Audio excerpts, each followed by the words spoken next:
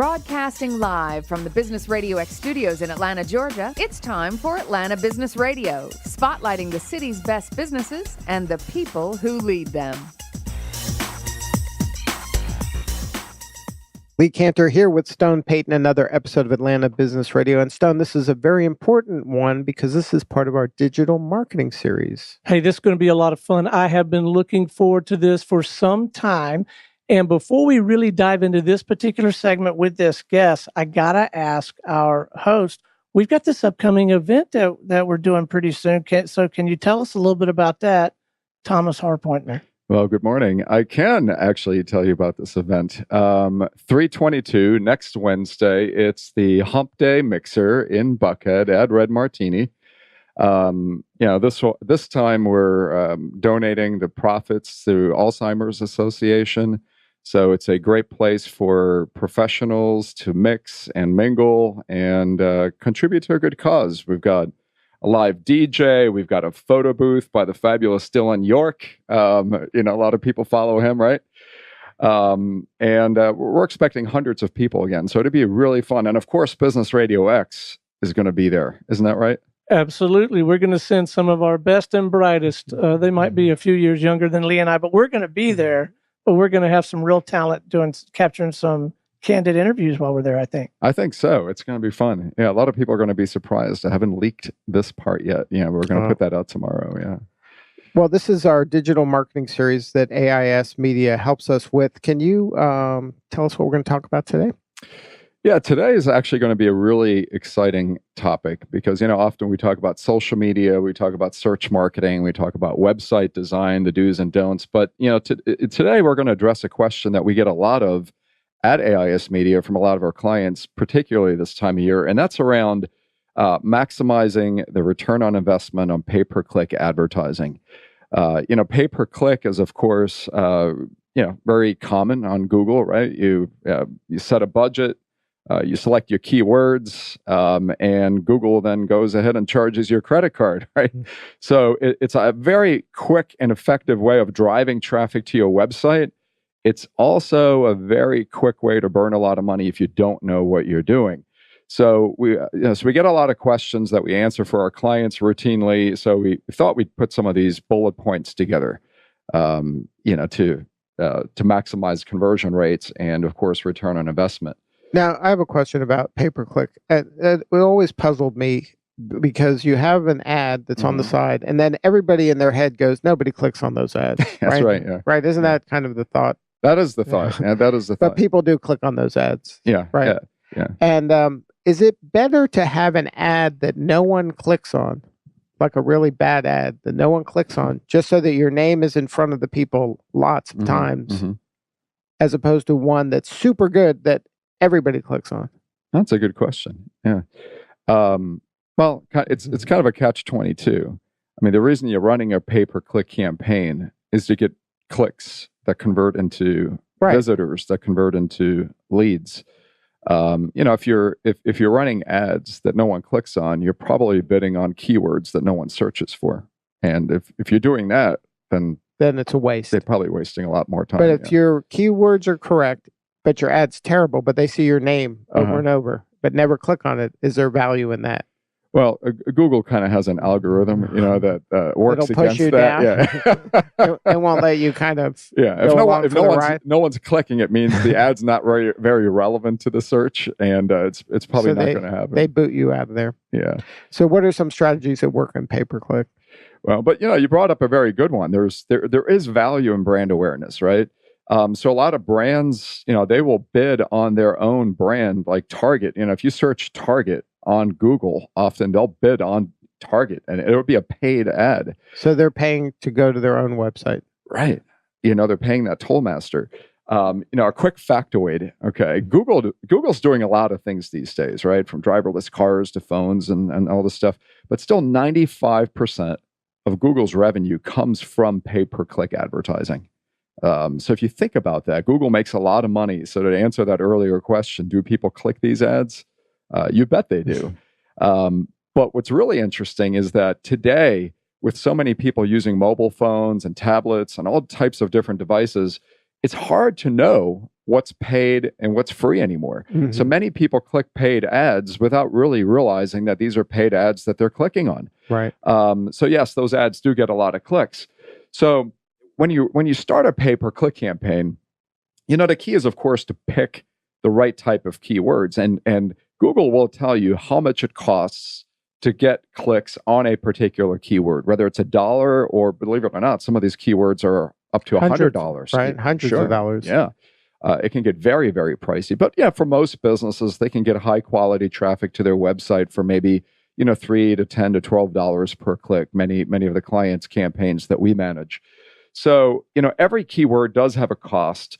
And don't necessarily bid on the least expensive keywords because they generally also get the least amount of traffic. Now, is keyword really the right descriptor? Because isn't it sometimes a key phrase or a set of words? It's not just one word you're looking for, or are you looking for one word? Sometimes it's a single word, and you're right. Sometimes it is a phrase. It might be cleaning service or Italian restaurants, right?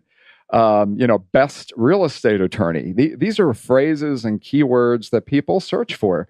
And today people are actually searching on search engines, also using voice, right? They're using services like Alexa and Siri to say, hey, best Italian restaurant in Sandy Springs. And, these services will actually return results.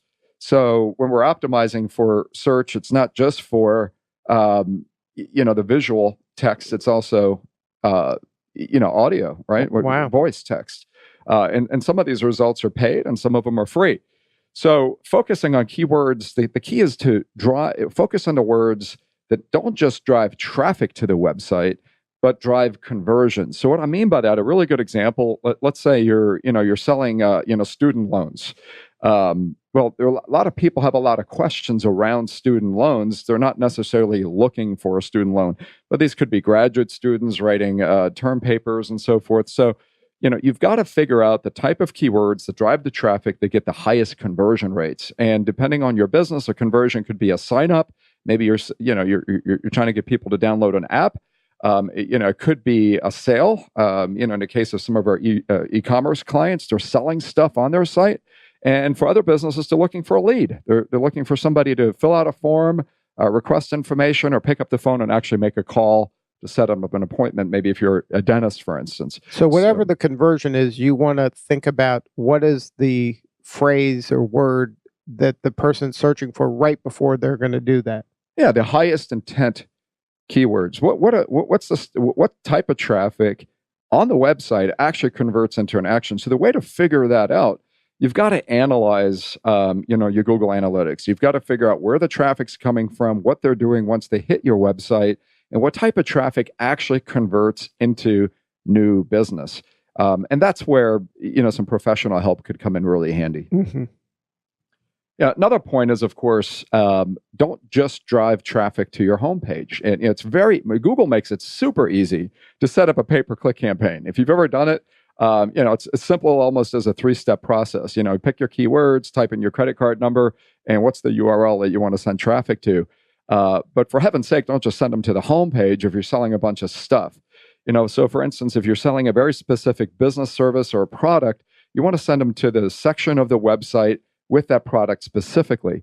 An e-commerce site, if you're selling a specific ski jacket that people are searching for, send them to the web page within the site that actually sells that jacket, not just to the homepage. We see a lot of pay-per-click campaigns waste a lot of money simply by sending traffic to the homepage. And then expecting the person to then navigate to that page. And would you do that? No. No. You get one shot at it, right? Yeah, people aren't very patient today, right? It's one shot. Yeah, and we're also dealing with about 70% of internet traffic today is mobile, right? From mobile phones. And those folks, they've got half the patience, right? Right. They're on the move. Right. They're not very patient, and they also have half the bandwidth. So clicking back and forth, sometimes on the go, is just very tedious. So you've got to get people directly to where they want to go. Make it easy for them. Use unique landing pages. You may have to set up a landing page specifically for your pay-per-click campaign to maximize your return on investment. Now, also, should you use a separate landing page kind of website, or should you use a landing page within your existing website? Well, that depends. There are some use cases where it may make sense to set up a landing page outside of your main domain, mainly for testing purposes. Platforms we use sometimes like Unbounce, they'll let you create a landing page on the fly, just point and click to kind of figure out if you're doing an A/B split test, if you're testing different messages. But ultimately, it makes sense to drive traffic to a landing page that ultimately lives on your website. Mm-hmm. So when people bounce off that landing page and they start clicking around the rest of your website, your site gets traffic. Right, for more traffic. Yeah, exactly.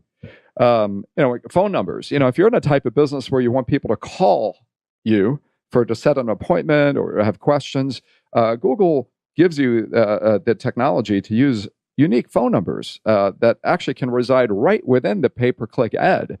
So often people will search and call directly from the ad. They may not even have to go to the website, but you certainly want to know what's working and what's not. So if you're using your main front desk phone number along with all the other ads you're running, then you won't know which ad is what's working and what's not. So it really all comes down to tracking, right? Mm-hmm. Landing pages, using unique phone numbers, even unique URLs that can be tracked.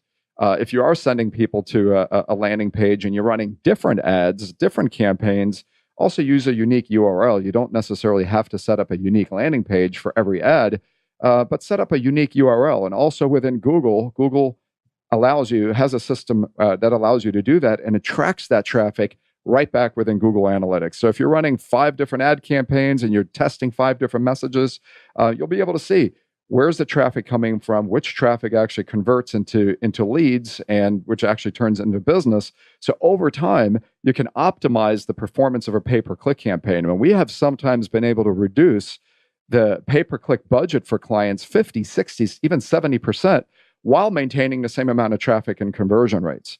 So conversion rate optimization, as it's often called in the business, really does pay off. Now, when you're coming up with the ad, how important, do you test different headlines? What are some of the things you test? Yeah, you test everything, headlines, absolutely. In the old days when we ran, ads in newspaper, remember those newspaper ads, the classifieds, right? But in a Google ad, though, isn't it just you only have a few characters, right? There's a limit, yeah. And just like in a newspaper classified, every character counts. So you definitely want to become good at writing catchy headlines that are to the point, specific keywords, specific Who on your words. team's the best headline guy? Wow, I think that depends on industry. We've got Sam in the office here, this morning in the studio, and he's gotten really, really good at writing these pay-per-click ads. Really, what's his personal best? I don't know. Sam? Say what? He has no comment. He doesn't want to give away his secret. But we'll let him chime in for a minute. How important are those pay-per-click headline ads and pay-per-click ads? Headline's the place to go. There's a little bit of description there. There's an option, but people clicking real quick. They might see 2 words and click from there. So you don't have a lot of time. You got to get them with those 2 words. And it's not just you don't want a random person clicking. You want a person that's about to do something, take an action for your client. So that's the magic. How quickly do you have to go through headlines to know if you're onto something good? Now, how long do we run the A/B split test, would you say? What's fair? 30 days, 30, 60 days even. In 30 days, you test 2 things or you test 20? We got to test ad copy, landing page copy. There's multiple things that you want to take a look at. That are all being tested within that 30 days to kind of hone in on something that is working. Yeah, and sometimes you can see if you're heading in the right direction in terms of an ad, even much sooner. It depends how popular the ad is, how popular the keywords are.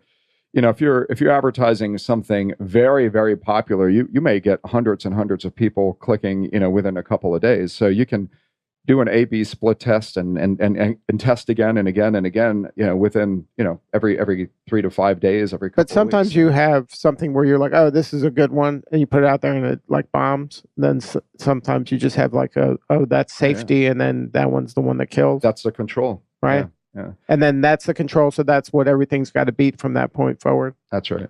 Yeah. Man, you do need a professional to do this. Sounds like a lot of work.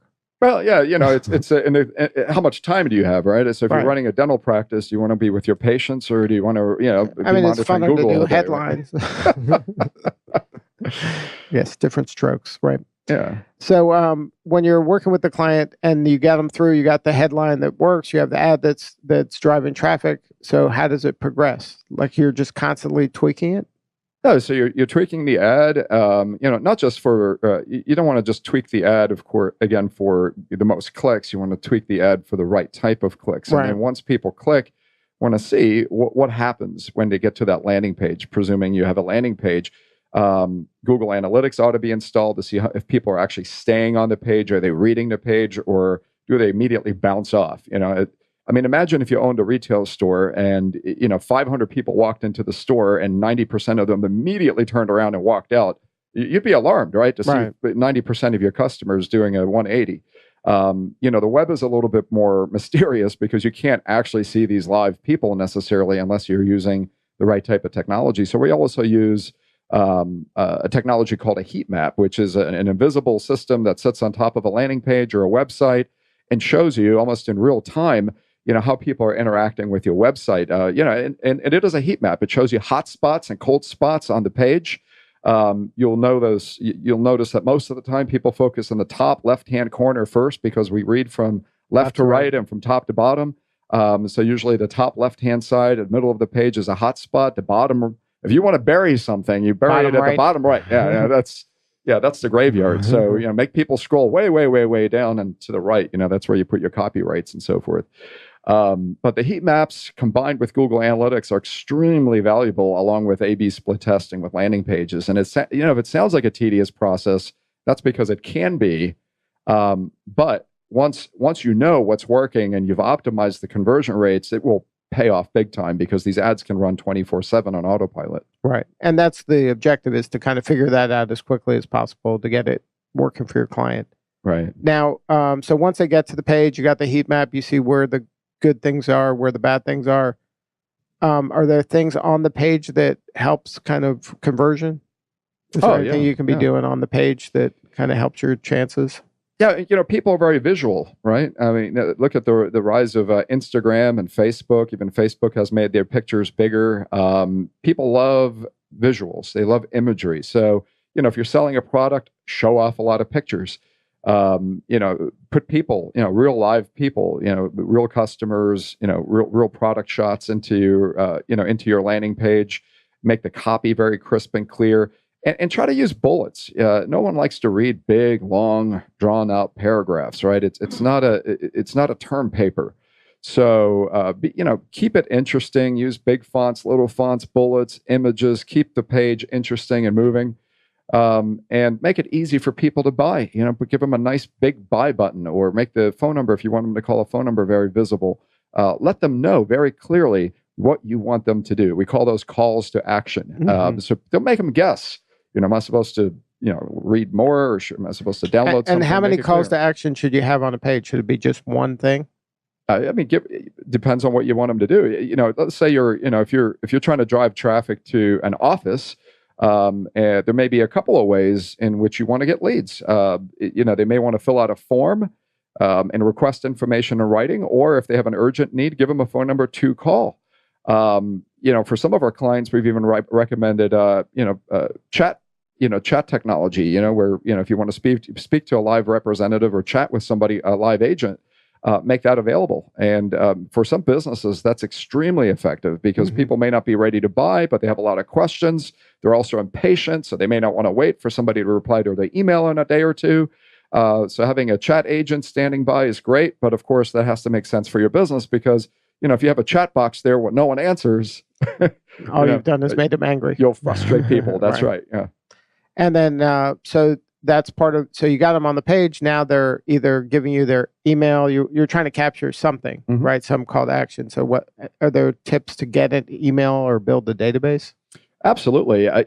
For many businesses who want to generate leads, many B2Bs, you have complex sales. The lead is the conversion, right? If you're selling, let's say, a phone system, to businesses, they're probably not going to buy the whole system on the spot. So you're generating leads, and often a really good way to get a lead is to offer something for free, either a free white paper, a free presentation, maybe a tutorial. Give them something that they can receive via email, something that they can respond to. to prompt that user to fill out that form, because once they've completed that form and you have their name and their email address in your database, now you have a means of following up with them. And in order to figure out a budget for all of this stuff, how do you calculate like how much I should spend every month for this? Is this the main thing you should be doing, or is this just part of a larger marketing plan? Well, it's going to be, in most cases, it's going to be a portion of your marketing plan, right? You've got that metaphorical pie, right? That pie chart. What percentage of my marketing budget should be allocated to pay-per-click? How much should be allocated to search engine optimization? It turns out that about 40, and it depends on industry to industry, but usually 40 to 60% of people will click on paid ads, or 40 to 60 will click on organic ads, depending on the business you're in. So you ought to be splitting it, equally. Reserve some budget for, of course, email marketing, because you want to follow up with your folks in your email database, and couple that with traditional advertising. If you're sending out, circulars or postcards in the mail, the landing pages come in very handy, to get. Now you have a place to send them. Yeah, send them to your landing page. Once you've tested it. We'll say, running billboard ads, doing direct mail or TV advertising can be very, very pricey. But you know what? The people that are listening or watching are the same people that are surfing online these days. Just about everybody uses the internet. So testing a message, testing headlines online is generally a lot more quick and less costly than saying, hey, let's send out 20,000 pieces of mail and then try it again in 2 weeks. And hope that we got the headline right. That's right. Now, when you're working with your clients to figure out how much money, like how do you decide whether to be in like Google or LinkedIn or Facebook, like what place to put these ads in? Well, so that's a really good point. When Facebook marketing and advertising does work, but the big difference between Facebook and social media and Google, think of it, think of Facebook as a cocktail party. People, they go there and they might make some business contacts, right? But they're going there for more fun, right? It's more social, it's more for entertainment, but what and about they may stumble across something. LinkedIn versus Google. LinkedIn's a little more buttoned up. A lot of today, most LinkedIn users are looking for jobs, or they're looking for employees still. A lot of stuff is happening at LinkedIn. They were recently acquired by Microsoft, so we'll see what Microsoft does with them. Surely they also want businesses to generate legitimate business leads. But when people go to a search engine like Google, it's a free-for-all, right? They can do anything. They can search for anything they want on Google. But there's nothing distracting there, like, family pictures and what your neighbor's dog is up to. No cat videos, unless you search for them. So when people go to Google, they're looking for something very specific. So the intent on Google is much higher than the intent on Facebook. Now, the intent being higher, can you target as well on Google as you can on LinkedIn? In some ways, you can target even better on Google.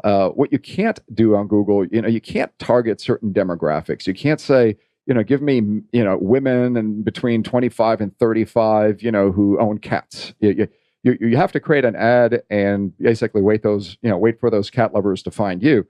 If you're on LinkedIn, LinkedIn doesn't break it down into cat lovers and non-cat lovers, but you can say 25 to 35. I want everybody that's in Microsoft. Yeah. Exactly. Can you do that in Google? No. So in Google, you write the ad, and you wait for the Microsoft folks to find you, right? On LinkedIn, if you want to hit Microsoft employees, certain company employees or people in certain demographics, you basically build that list. So LinkedIn is kind of like old school direct mail, where you go to a list broker, you build the list, then you write the ad, then you mail it out.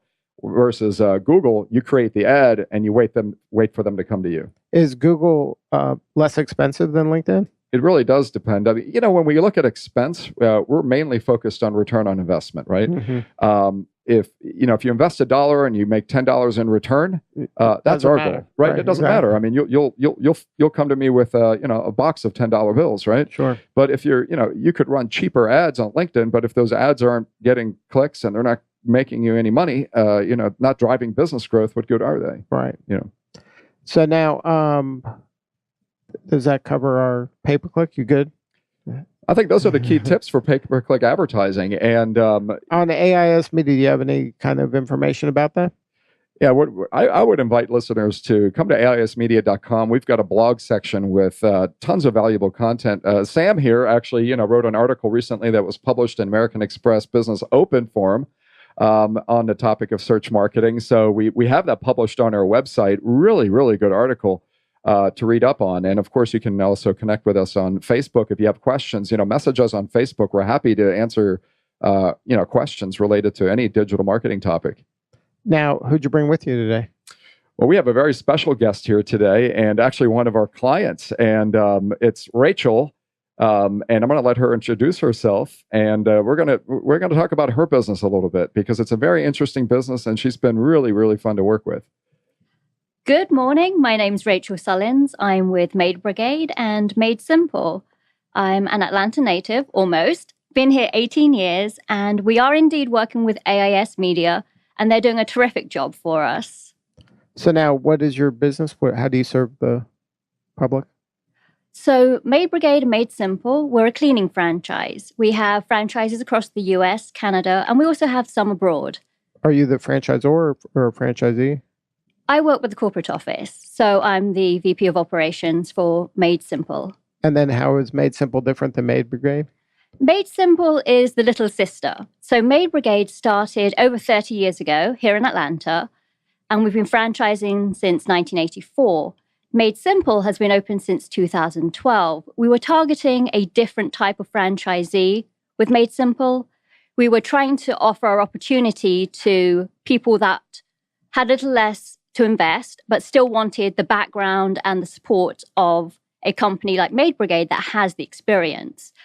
So Maid Simple, our franchisees start off as owner-operators, and then they develop as they bring on new hires and they get maids and teams to join them. Whereas with Maid Brigade, the overhead's a lot higher. You have to have an office, a fleet of cars, uniforms. So Maid Simple is also different because of the target market. Think of Maid Brigade as the Rolls-Royce of cleaning services. When we're cleaning, we're there on our hands and knees using toothbrushes, extremely detailed work. With Maid Simple, we're servicing people that want cleaning off of their to-do list, but they're looking for maybe a little less detail. It's like tidying up. It's definitely still a very good cleaning, thank you very much. It's just the difference between buying a Rolls Royce and maybe a Lexus? A Lexus, yes. That would be a good comparison. And so is part of your role to get more customers for the franchisees, or is it to attract more franchisees? Well, with our franchise, all of us wear a lot of hats. So as well as overseeing the operations and support for Maid Simple, I also work with the franchise development team in acquiring new franchisees. And that's really where AIS has come in to help us. Mm-hmm. As Thomas said, the internet it's a space, it's crowded, it's competitive. If you don't have the right help, it's so easy to get lost. So, for example, the keywords, well, that's great. So you might think, well, we can just do this in-house. Keywords for maid service. Is that something you guys thought? We tried it. Can you see the smile on my face? We tried it. It sounded like you had some scar tissue. Not scar tissue. I call it badges of honor past. No, so when you're doing it in-house, you think of the obvious. So what were some of your obvious choices? So I'm going there. All right. So for example, cleaning franchise, maid service. The problem with that is it's too competitive. So you may be paying, at some point, we were paying close to $60 per click. Wow. And so you can go through a budget very quickly. And I'm talking about my experience with Maid Brigade as well as Maid Simple. Sure. So we were wondering, well, where's the budget going? Why is it that we're only appearing 10 times a day and we're still, throwing hundreds of dollars at this per day? So then when we started to research, well, how can we be doing this better with the same budget? Mm-hmm. We looked at working with companies that might be able to help. And when we found AIS Media, I will admit, we shopped around. We talked to numerous companies, both local and also out of state. But what we liked about AIS was their approach. They have a very deep bench. We have people like Sam that write incredible phrases and keywords for us. We have Denise, we have Thomas. To be able to recreate what we get from AIS Media would require us to hire at least 20 people in-house that are all subject matter experts. I mean, it's not financially feasible. We may as well become an SEO company at that point, right? I was going to say, so what AIS does with a company like us, they work with us to determine what's our goal. And then they help us to look at the environment that we're working within in terms of who are your competitors? What are the keywords that people who are looking to buy your franchise actually using versus what you think they're using? So how do you figure that out? By working with them, we do A/B tests. We did that over a month. And what's great is that they can do you talk to your customer, like the people who just recently bought franchises? Do you talk to them and say, how did you find us? The internet. I will say 99% of the time, it's the internet.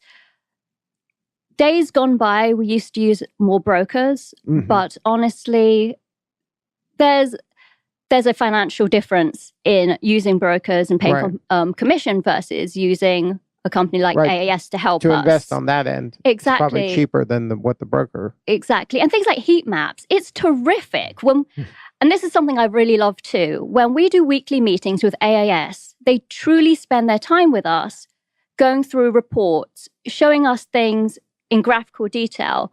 The heat maps, just yesterday, in fact, we had a call and they showed us, well, these are the forms you want people to fill out, but here are the pages that people are actually going to. So in that case, optimize the pages where people are going to and have a call to action there. How would we know that if we didn't have the technology from AIS supporting us? And then you make those changes based on their recommendations. We do. We make those changes based on the recommendations. So in fact, what we've seen is an equivalent lead flow to the site, but a higher, as they will call, conversion rate. Because we're now giving people what they want in a manner in which they're ready to receive the information. And that's very important. You can't create something that no one wants.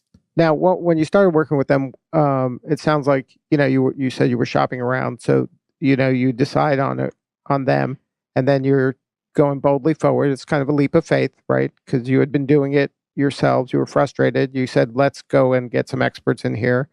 We land on these guys. Now you're on it. You're doing the work now. They're doing some work. What was the first thing that surprised you where you're like, wow, these guys might be onto something here. This is better than what we were doing? To be completely transparent with you, this isn't the first time we've worked with an SEO provider. In the many years that I've been with the company, we've worked with quite a few. So this wasn't our first time doing the discovery phase, etc. But obviously there was a reason why we chose to move to AIS. And part of that was meeting the team and seeing their technologies and how they applied them. And also speaking to references. We love that they're a local Atlanta company too. Right. So I understand that you've been down this road before.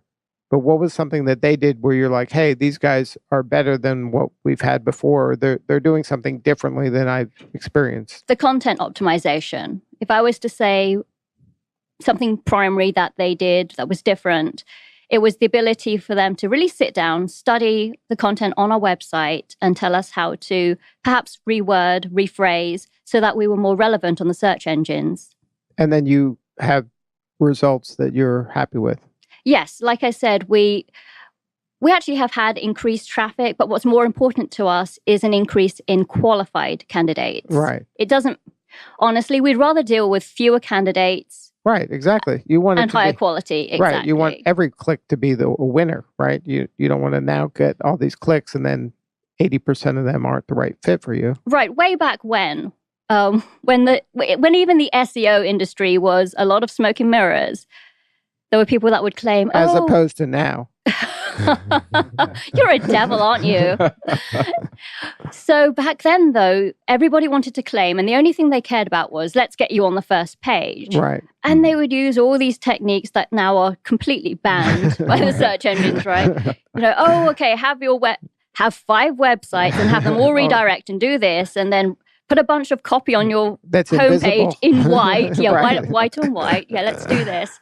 But AIS, I think one of the reasons they do things so well is because they take the time to go to conferences and keep up on the latest technologies and changes. I mean, Google is infamous for changing how it wants to list.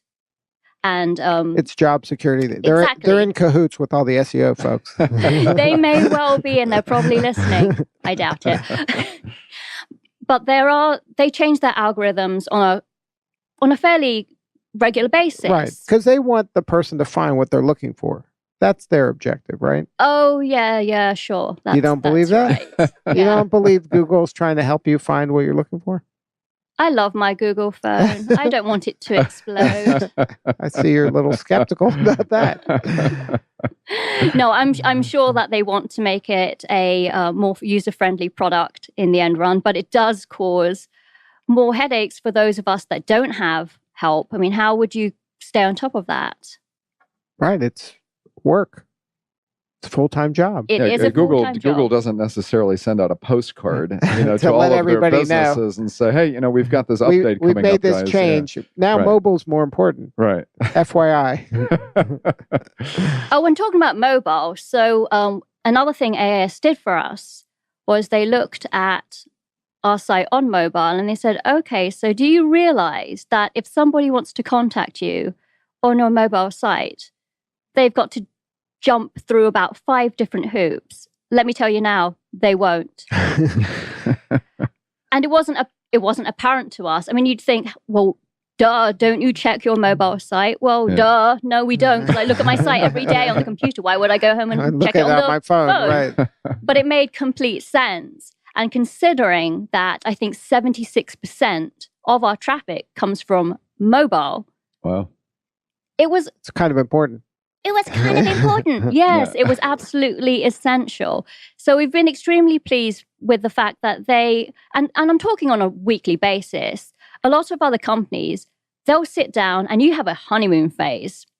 That first month, they are all over you. Oh, you need to do this and that, and we'll have copywriters. And then after that, you're pretty much stuck in an automated system, fending for yourself. Whereas with AIS, I really feel as though we get individualized attention on every call, and there truly are humans assessing the results and offering advice. Well, it's on the phone. You're not sure it's humans. They have very advanced technology. It's the new Robots. Google voice. In fact, you're not even sitting next to Thomas. It's a hologram from Google. That's a great idea. Don't let that get out. Oh my gosh, if we could clone ourselves, we could get so much done. So now, what were some of the kind of things that didn't work out that you learned over the way?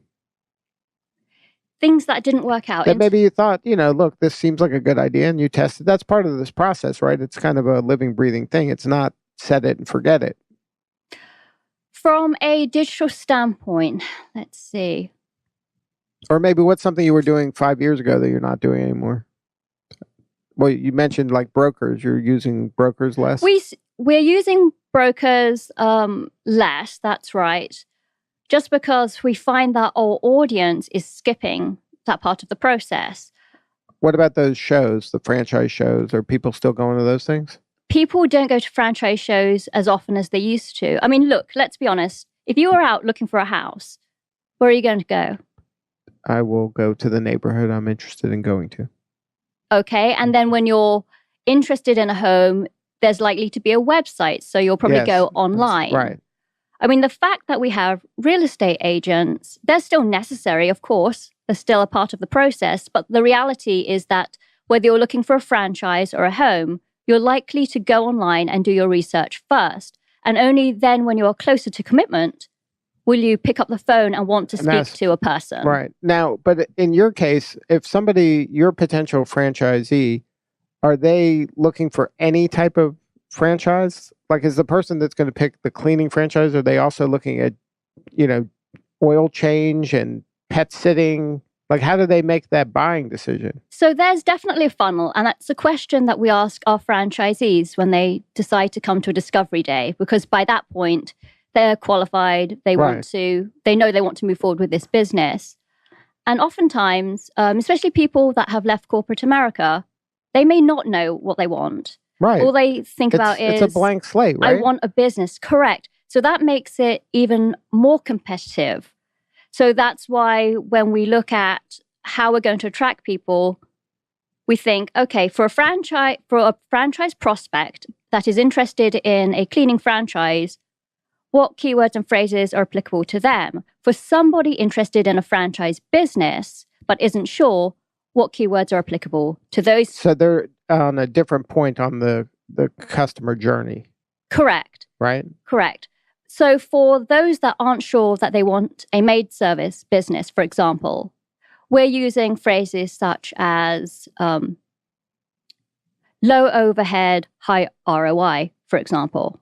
But are you using the word franchise? And we'll incorporate the word franchise in there, but sometimes we don't, because not everybody knows what franchising is. When people think of franchises, oftentimes they only think about McDonald's, right, and Subway. They don't realize that a lot of the businesses they use every day are franchises. Gosh, I'm going to say that most small businesses that are thriving are in fact franchises. It's extremely difficult to open your own small business today with no prior experience and actually survive. When you look at the closure rate of those that have attempted it, it's pretty sad. The ones that just do it on their own? The ones that try by themselves, because people don't realize the complexities of having your own business, much like people don't realize the complexities of SEO. Right. So the person is your target the person that's just that, let's call them the executive that's on the second act of their career, maybe they got downsized or they retired and now they want something to do. They still want to do something in business. Is that your typical franchisee? Always. One of the beauties of our type of franchise is that we attract so many different people. Right. So it's not just that one. Correct. We have people that, yes, have received a golden parachute and decide, I want a business that has a lower overhead than, let's say, a food franchise. Food franchises, you're talking about $1 million plus. Right.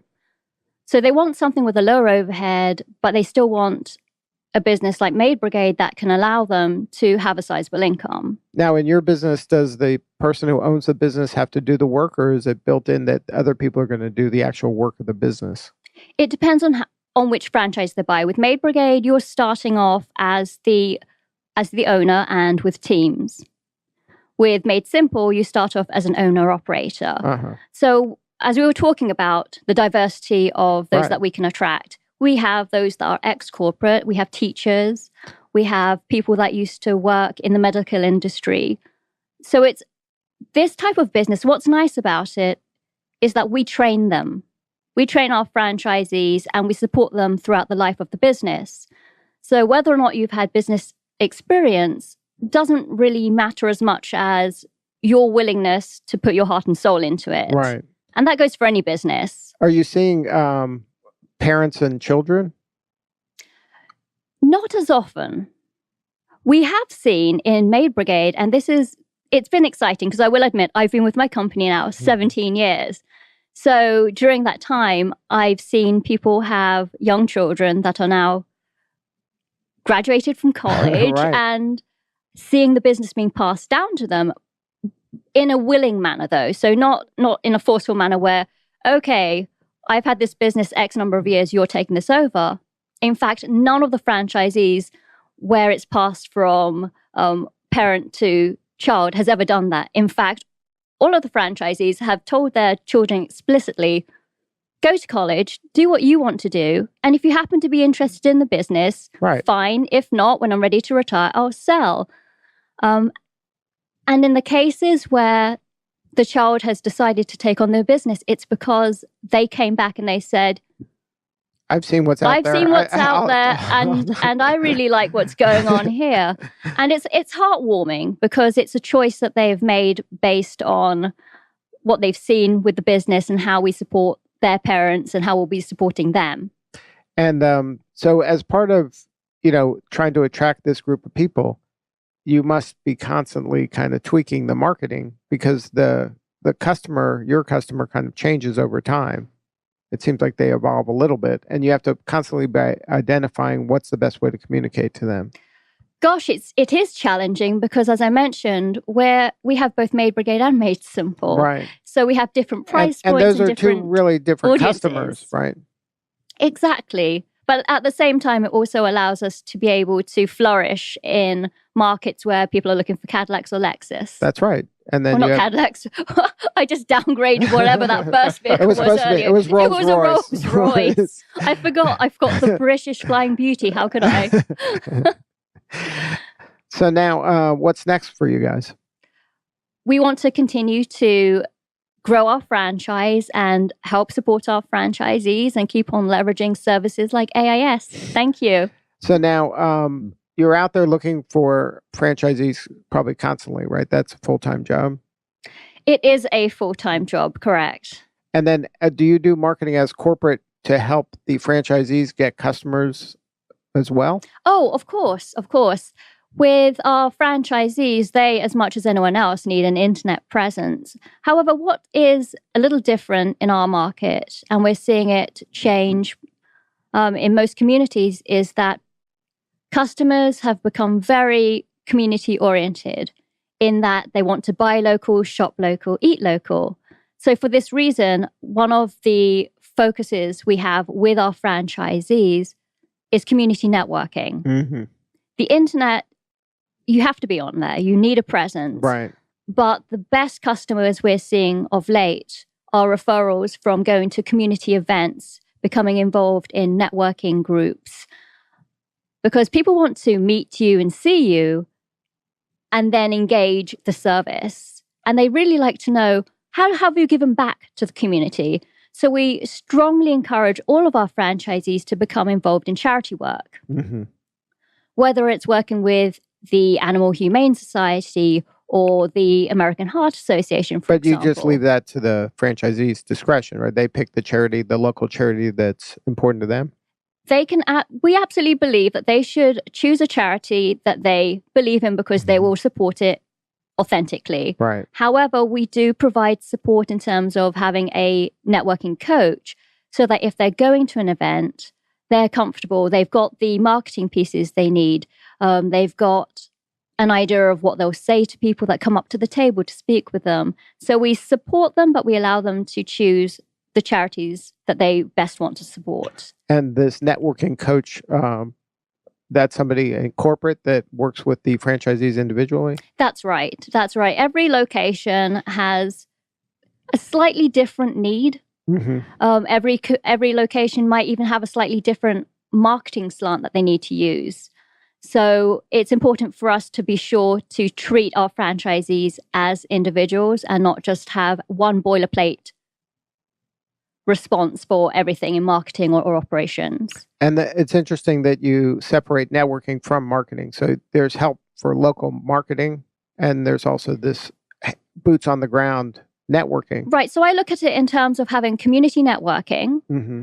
and then marketing, which is a broader term, meaning internet presence, national pieces that are created right. for That's them. That's more macro, and this is correct. More this micro. Is micro, right? And then so you're giving them the skills to go out into the community, because some people aren't comfortable in that, and you give them the skills to be more comfortable in that environment. You can't give people certain skills, so we have to vet them. When they come to Discovery Day, we're looking for a certain personality type. Okay, so that's part of your vetting, is you want that people person that wants to engage with the community. Exactly, and it doesn't mean that everybody has to be gregarious.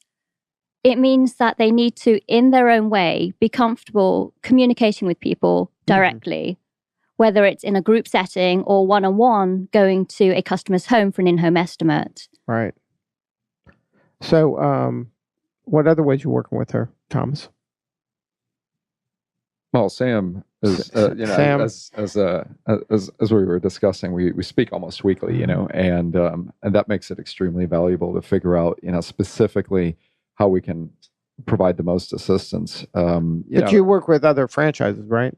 We do, and we work with many types of businesses. And one of the greatest value I think that our clients get is that we can cross-pollinate certain ideas. Because as digital marketing evolves and as it changes, I mean, think about it, 13 years ago, there was no Facebook, right?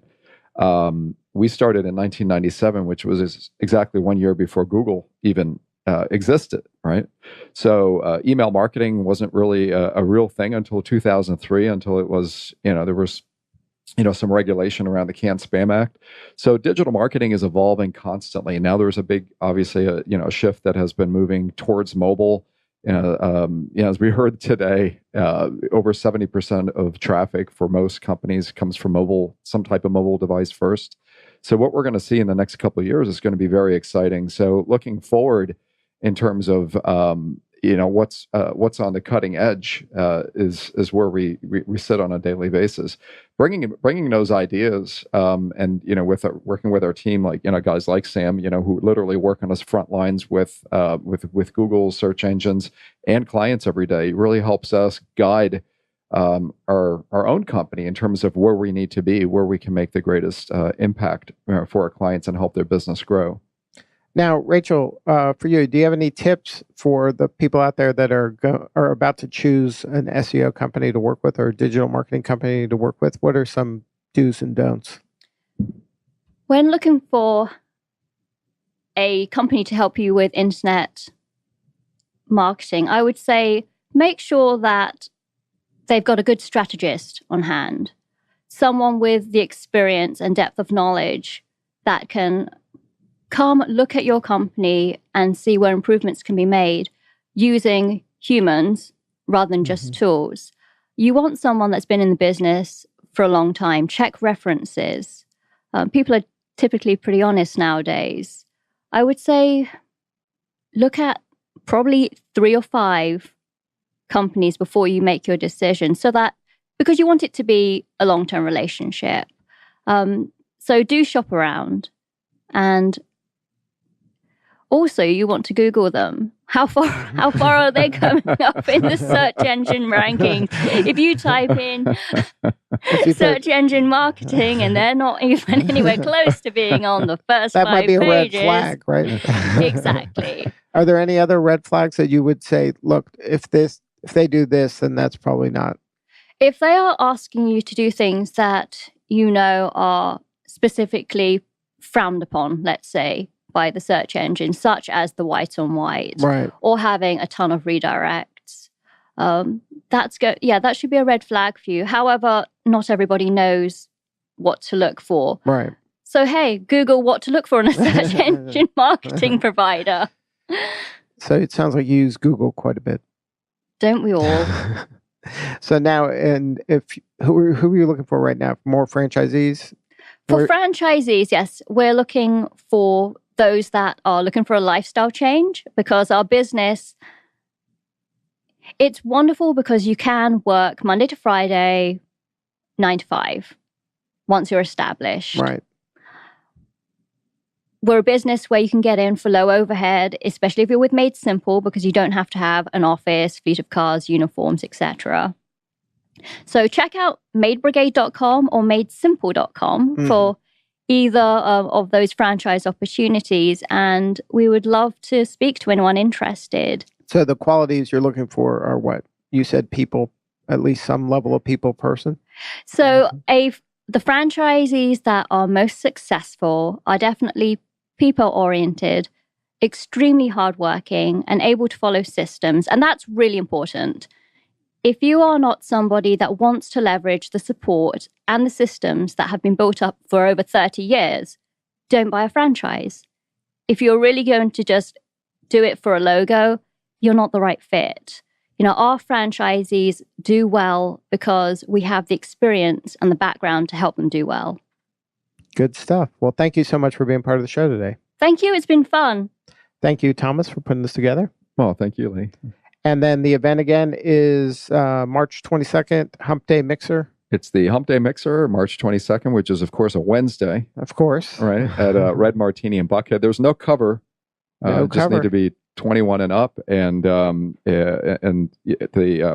folks at Red Martini have actually agreed to split their bar profits with us for the night. That's how we're making money for Alzheimer's. So we're donating the proceeds to Alzheimer's. And we have a photo booth. We got a live DJ. We've got a couple hundred folks come out joining us. Business Radio X is, of course, going to be there. And the attire, the theme is purplish. Purplish. So it's a good opportunity for ladies to get a little dressy and get in a cute purplish cocktail dress. And the men can mix dress and up like mingle. Prince. That's right. A lot of Or black, or black if you can't swing the purple. Black's acceptable always.